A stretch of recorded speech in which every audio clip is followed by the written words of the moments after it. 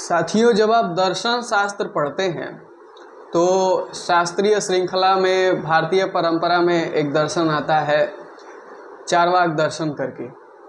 चार्वाक दर्शन मैं इसलिए बता रहा हूँ क्योंकि देखिए, भारतीय परंपरा में जितने भी दर्शन हैं, चाहे वो हिंदू दर्शन हो गया, बौद्ध दर्शन हो गया या फिर जैन दर्शन, सभी पुनर्जन्म को मानते हैं।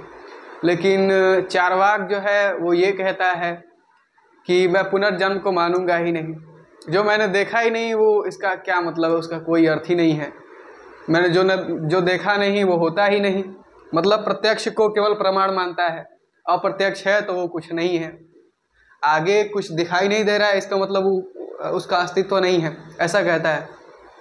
तो इसी तरह पुनर्जन्म को भी कहता है कि पुनर्जन्म तो होता ही नहीं।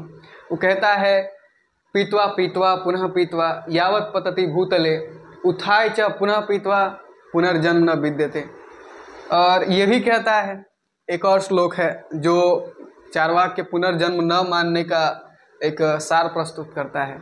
ऐसे है कि यावत् जीवेत सुखम जीवेत ऋणम कृत्वा घृतम पीवेत भस्मीभूतस्य देहस्य पुनरागमनम कुतः।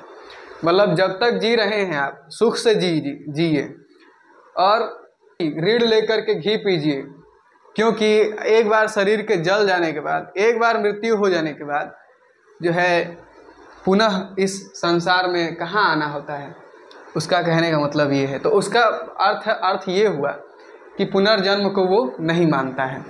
केवल यही एक दर्शन है भारतीय परंपरा में जो कि पुनर्जन्म को नहीं मानता है।